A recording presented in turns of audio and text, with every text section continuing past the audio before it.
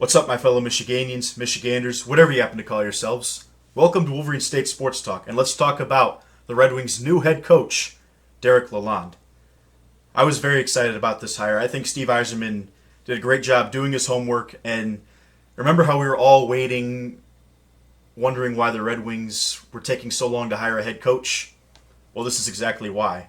I figured that they would be waiting for someone on the Lightning, and I think they got the perfect candidate. Someone that's been a part of a championship organization, can bring that culture back to Detroit. And, did a nice job with player development, someone that Steve Yzerman worked closely with, when Steve was with Tampa Bay.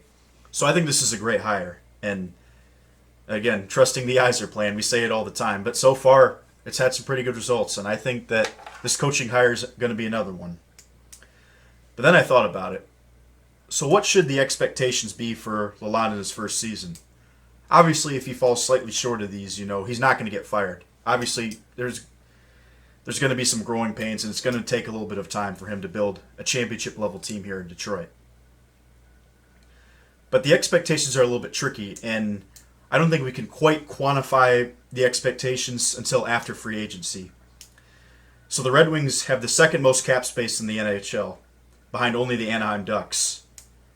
And I don't really know what Steve Yzerman thinks of this free agent class. So I don't know if he's going to splurge in free agency, if he's going to sign a couple of good players but no superstars, or if he's going to punt like the Pistons did and wait till next year.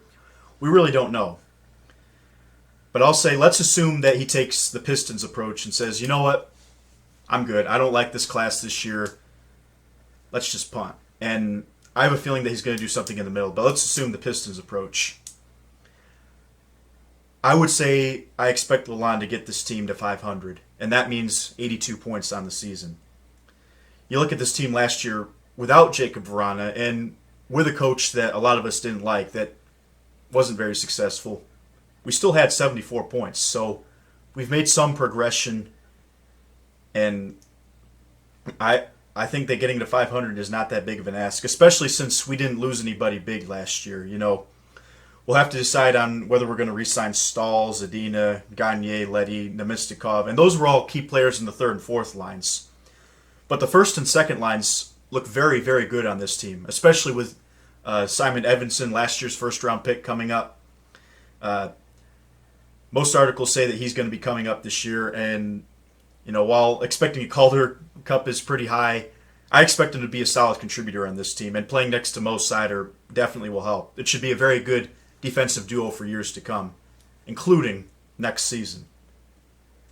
So he has a pretty good roster to work with, and I'm sure Steve will address some of the issues in free agency. We're not paying Franz Nielsen anymore, which is a big, big relief for our cap hit. So I say the minimum 82 points. Now, if Steve signs a couple of big free agents, let's say he goes out there and signs, Bergeron, which I don't know if that's going to happen, or Johnny Gaudreau.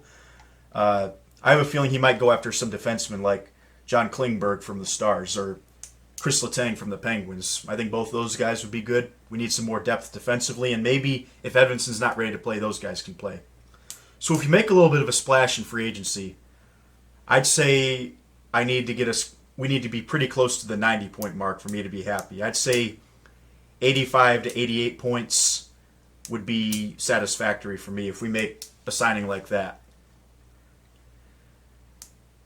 But I think it's more than just the wins, losses, and OTLs / SOLs, shootout losses. It's more than just the points, because last year I said 77 points was the minimum I was willing to accept from the Red Wings, and Jeff Blashill got pretty close to that.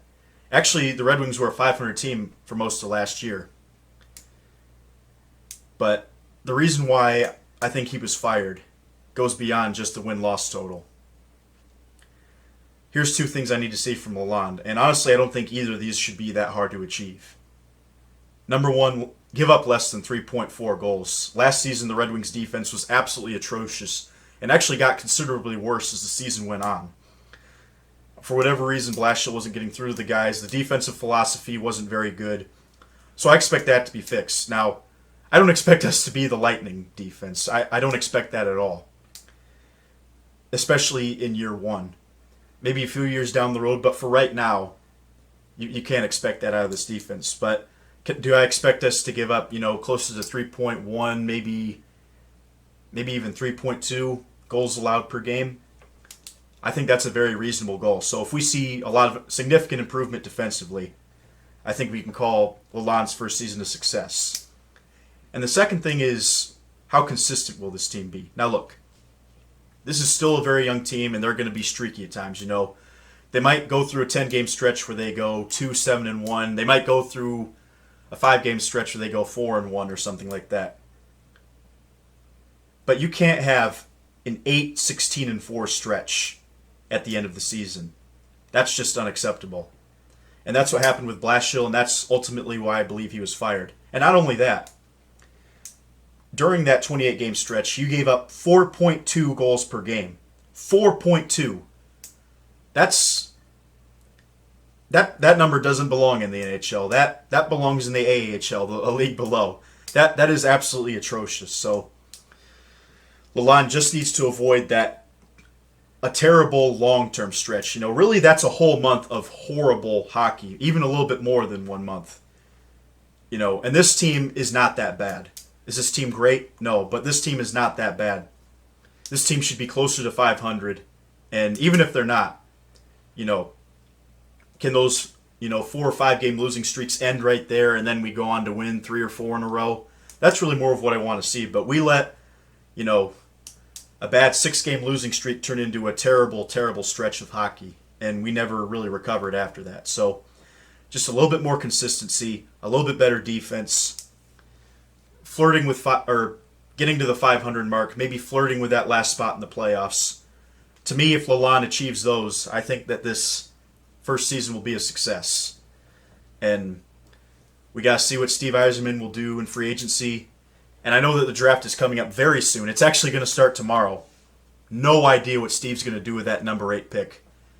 I could see some trades coming, or I could see Steve just saying, I'm going to get who I want, and if you all don't like it, too bad. And to be fair, he's taken that approach, and it's worked. So I trust whoever Steve wants to pick tomorrow. I looked into some guys we could get. I don't even think it's worth looking because Steve will pick someone that you never expect, and then he'll turn out to be a superstar. So it should be a good average season for the Red Wings next year, and this team is definitely heading in the right direction. And kudos to Steve Yzerman making the necessary changes. And free agency starts in a week. We'll see what he does there. And I'm just excited to see what we plan to do, and I can't wait for October to start. Get on the ice. Let's go. All right. Y'all have a good night. Go Wings. Take care.